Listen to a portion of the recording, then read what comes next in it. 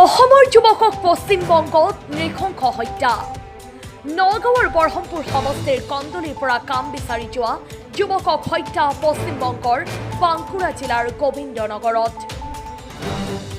তিনি বন্ধুৰ সৈতে এটা সপ্তাহৰ পূৰ্বে গৈছিল পশ্চিমবংগলৈ গৈ বাঁকুৰা জিলাৰ গোবিন্দনগৰৰ কোনো স্থানত নীলকমল চকী টুৱেৰী কোম্পানীত তেওঁলোকে কৰ্ম কৰাৰ বাবে অসমৰ পৰা যোৱা বুলি জানিবলৈ দিয়ে। লগৰ বন্ধু হঠাৎ হোৱা অসুস্থতাৰ বাবে গোবিন্দনগৰৰ এখন চিকিৎসালয়ত ভৰ্তি কৰাই ঔষধ কিনিবলৈ ওলাই অহাৰ পিছত নিৰুদ্দেশ হয়। সন্ধিয়ালৈ নিৰুদ্দেশ হোৱা অসমৰ যুৱকজনৰ হত্যা হোৱাৰ কথা পোহৰলৈ আহে। পশ্চিমবংগৰ আৰক্ষীৰে যোগাযোগ লগৰ বন্ধুৰ। হত্যাৰ বলি হোৱা যুৱকজনৰ নাম অৰূপজ্যোতি খাকলাৰী। এনে নৃশংস হত্যাই আকৌ এবাৰ প্ৰমাণ কৰিলে অসমীয়া আজিও বহিৰাজ্যত অসুৰক্ষিত। নিজ পৰিয়ালটোক পোহপালন দিবলৈ কৰ্মলৈ যোৱা বুলি পত্নীয়ে প্ৰকাশ কৰে। মুখ্যমন্ত্ৰী হিমন্ত বিশ্ব শৰ্মাক কাটৰ আহ্বান পত্নীৰ। পৰিয়ালৰ নগাঁৱৰ ননৈ থানাত গোচৰ। ভিডিঅ' জাৰ্নেলিষ্ট মৃণালৰ সহযোগত নগাঁৱৰ পৰা বিভূতি বৰাৰ প্ৰতিবেদন বটদ্ৰা লাইভ। নাম কি? ৰূপজ্যোতি খাকলাৰী। ৰূপজ্যোতি খাকলাৰী ক'ত গৈছিল? ইয়েছ বেংগল। আপুনি ক'বনে বাইদেউ ক'ব? ভণ্টিয়ে কওঁ। মই তাৰ পৰিবাৰ বহু আশালৈ গৈছিলে। মানুহজনে বহু আশালৈ গৈছিলে। তেখেতে বহুত মনত আশা লৈ গৈছিলে। ল'ৰা ছোৱালী দুজনী ছোৱালীক লৈ কেনে বহু আশালৈ গৈছিলে। ছোৱালী দুজনী পঢ়াবলৈ কাৰণে দুই এক পইচা কামা মই দি পঠাওঁ। মই পঢ়াবি দে, তুমি ছোৱালী দুজনীক টিউচন কৰাই, টিউচন দিবি পঢ়াবি বুলি কৈ মোক ধুনীয়াকৈ কৈ মেলি কৈছে।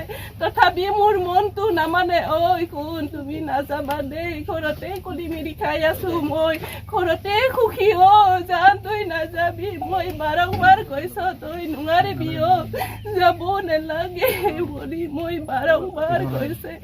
যোৱাৰ আগমুহূৰ্তলৈকে সি বিচনাত শুই আছে। মই তাৰ ওচৰতে বহি সুধি আছো যাব জানো হা। লগৰ কেইজনে বাৰে বাৰে সুধি আছে ওলালি না দাদা, ওলালি না? নাই তোৰ দাদা শুই আছে, ওলোৱাই নাই কৈ আছো মই।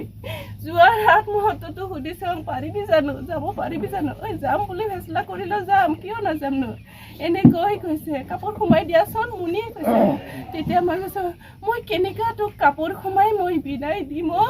মই একদম মোৰ আত্মায়ে তোমাক মই বাহিৰত যাবলৈ দিব মন নাই। মই ইয়াতে সুখী, মই ইয়াতে কৰি খাম, দুইজনে সুখে দুখে ইয়াতে থাকিম কৈ। সৰুকে দোকান এখন আছে আমাৰ, এই সৰু দোকানখনতে আমি সুখী হৈ খাম। ব্যৱসায় কৰিছে যেতিয়া সুখে দুখে এনেকৈ থাকিম কৈ মই বহু বাধা দিছিলে। তথাপিও তাই ছোৱালী দুজনীৰ কাৰণে গৈছিলে বাহিৰত। গৈ পাই সি আধা দূৰ পাইছে। তেতিয়া মই ফোন মাৰিছো ক'ত পালেগি কৈছে জাগিৰোড পাৰ হৈছে।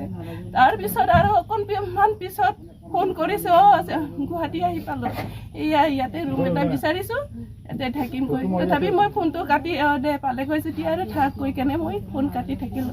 আৰু পিছদিনা সি 6টা বজাত মাৰিছে মোক। ট্ৰেইনত উঠিলো 6টা বজাত কৈছো মই। সি কৈছে মানে মই 6টা বাজিছে, তেতিয়া কৈছে মই ট্ৰেইনত উঠিছো। গৈ আছে। তাৰপিছত মই ফোন মাৰিলো আকৌ এবাৰ ক'ত পালিগৈ, কি জেগা ক'লে সেইখিনি নামটো মই মনত নৰল। তাৰপিছত আৰু গৈ আছে আকৌ এবাৰ মাৰিছে, গৈ পাইছে না নাই বুৱা। তাৰপিছতে কৈছে আহি পালো আৰু ইয়াৰ পৰাও বহু দূৰ যাব লাগিব আৰু গাড়ী এটা ধৰিব লাগিব, তেতিয়াহে গৈ পাম কৈছে। তেতিয়া মই দে যা গৈ পালে। গৈ পাই কৰি মোক ফোন মাৰিছে, আহি পালো গৈ কেনে গা পা ধুইছে কৈছে ৰাতিপুৱা, দেওবাৰে ৰাতিপুৱা গৈ পাইছে। তেতিয়া মই গা পা ধুইছে। তাৰপিছত সেনেকৈ গা পা ধুইছে যেতিয়া ফ্ৰেছ হ'ব সেইটো ভাবিছোঁ আৰু। অকণমান পিছতে ফোন মাৰিছে দীপেনৰ বোলে এনেকুৱা তেনেকুৱা, মানে যোনজন ল'ৰা তাক মানে লগ ধৰি নিছিলে তাই কৈছে দীপেনৰ বোলে এনেকুৱা হ'ল নহয়, বাথৰুমত গা ধুব যাওঁতে মূৰ ঘূৰাই পৰি গ'ল, গোটেই মুখটো বেকা হৈ গ'ল। তাক হস্পিটেলত লৈ গৈছিলোঁ, লৈ গৈ এতিয়া বৰ্তমান অকণমান টোপনি গৈ আছে, ঔষধ পাতি দিছে, ঔষধ খুৱাই চাওঁ। দে নহ'লে ভাল হওক। অকণমান পিছত আকৌ এবাৰ মই ফোন মাৰিছোঁ, কেনেকুৱা পাইছে কি কথা, টোপনি ধৰিছে, টোপনি সতি শুম কৈছে। তেতিয়া আৰু মই কৈছে দে নহ'লে শুই ল। তাৰপিছত আৰু শুই ল কোৱাৰ পিছত আৰু মই নিশ্চিন্ত আৰু গৈ পালে আৰু টোপনি মাৰিছে, খাই বৈ আছে, সেইটো মই নিশ্চিন্ত হৈ আছোঁ। আকৌ সন্ধিয়া সময়ত 5টামান বাজিছে, তেতিয়া মানে ফোন মাৰিছে, ছোৱালীটো ধৰিছে ডাঙৰ ছোৱালী, মা পাপা ফোন মাৰিছে। তাৰপিছত মাক দিয়াচোন গৈছে। তাৰপিছত মই কথা পাতিলোঁ, কি হ'ল? তাৰপিছত এনেকৈ তেনেকৈ সেই দীপেনৰ বোলে আকৌ গোটেইটো মানুহটো হালধীয়া হৈ গৈছে, হয় না? তাৰপিছত ঘৰত জনাব লাগিছিলে নহয়, তাক কেনেকুৱা নিম কৈছে মোক। তাৰপিছত নহ'লে ঘৰত জনাবলৈ মাকেতো অসুস্থ, বায়েককহে জনাব লাগিব, এনেকুৱা কৈছোঁ মই। তাৰপিছত বায়েকক জনাবলৈ যাওঁতে বায়েকক জনাওঁচোনগৈ কথাটো। বায়েকে মানে বাই ভনী সকলোৱে মানে ফোন কৰি টকা পইচা তাৰ হাততে দি পঠাইছে চিকিৎসা কৰিবলৈ। আকৌ সন্ধিয়া আহি টাউনত লৈ আহিছে তাক চিকিৎসা কৰিবলৈ। তাৰপিছত সন্ধিয়া আনিছে যেতিয়া আৰু মই এবাৰ ফোন মাৰিছোঁ, মাৰোঁতে 8মান বাজিছে আৰু তেতিয়া খবৰ লওঁকৈ ফোন মাৰিছে। তেতিয়া মোক কৈছে, ফোন মাৰি নাথাকিবাচোন, মই ডক্টৰৰ ওচৰত আহিছোঁ, এনেকুৱা কৈছে। তাৰপিছত ডক্টৰৰ ওচৰত আহিছে যদিও কথা পাতি আছে, মই আমনি নিদিওঁ সেইটো ভাবিছোঁ। মানুহজনক বোলো আমনি নিদিওঁ, কথা পাতক, কিবা কৰক কৈ কেনে মই মানে ফোনটো কাটি বিচনাত মানে শুই গ'লোঁ, ছোৱালী দুজনীৰ সৈতে শুই গ'লোঁ। তাৰপিছত ৰুমত থাকিলে মানে নেটৱৰ্ক নাপায়, ফোন নামাৰোঁ দেই, এতিয়া আমনি দি নাথাকোঁ, থাকক কৈ কেনে পিছদিনা ৰাতিপুৱা কাম বন কৰি মেলি ফোন কৰিম আৰু এইখিনি মুহূৰ্ততে মানে বাইদেৱে ফোন কৰি জনাইছে এনেকুৱা তেনেকুৱা। সোমবাৰে ৰাতিপুৱা 5টামান বজাত বাইদেৱে ফোন মাৰিছে, তেতিয়া আছে এনেকুৱা তেনেকুৱা, সি অলপমান ভুল বকিছে, ভুল বকি ওলাই গৈছে। তাৰপিছত আৰু ফোনা ফুনি কৰি বিচাৰি আছোঁ, ফোন মাৰি আছোঁ, মই ফোন মাৰি আছোঁ, ৰিং হয় ৰিচিভ নকৰে, ৰিং হয় ৰিচিভ নকৰে, দুবাৰমান কাটি দিলে। তাৰপিছত চুইচ অফ পাগলৰ দৰে মই ঘূৰি ফুৰিছোঁ, কি কৰিম কি নকৰিম। ঘৰততো মতা মানুহ বুলিবলৈ নায়েই, আছিলে তেওঁৱে আছিলে। তাৰপিছত আৰু মই কি কৰিম, বাইদেউক ফোন মাৰি আছোঁ, বাইদেউ কি কৰিম কি নকৰিম, এতিয়া চিন্তা আমাৰ অপাক হৈ গৈছে, ক'ত গৈছে কি কথা। লগৰ কেইজনক ফোন মাৰি সুধি আছে, আমাক থৈ কেনে সি ওলাই গ'ল, এতিয়ালৈকে অহা নাই। গোটাই দিনটো সেনেকুৱাই গ'ল, ৰাতিটো গ'ল, কালিও সেনেকুৱাই মানে বাট চাই থাকোঁতে দিন সেনেকুৱাই গ'ল। পিছতহে এতিয়া খবৰটো মোক ভাঙি পাতি কোৱাই নাই, এতিয়াহে জানো মই মানুহজনৰ মাথাটো ডিঙিৰ পৰাই কাটি টুকুৰাই পেলাই দিছে। মই এতিয়াহে জানো, মই কালিৰ পৰা তেওঁলোকে মোক শুকাই ৰাখিছে। মই কেনেকৈ মানুহজনক নোচোৱাকৈ মই মানি লওঁ, মই ইজন মানুহ মোৰে বুলিকে মোবাইলত দেখুৱালে মই কেনেকৈ মানি লওঁ। মানুহজনক মই ঘৰত আনিবলৈ চেষ্টা কৰিছোঁ, মোৰ টকা পইচা নাই কাৰণে মোৰ মানুহজনক আনিবলৈ পৰা নাই। আপোনালোকে পাৰিলে সহায় কৰক, মোক সহায় কৰক। হেমন্ত বিশ্ব শৰ্মা ডাঙৰীয়া কওক, মোৰ মানুহজনক আনি দিয়কচোন প্ৰভু, আপোনাক মই ভগৱান দৰে পুজিম প্ৰভু। মোৰ মানুহজনক অকণমান মোক চাবলৈ আনি দিয়কচোন।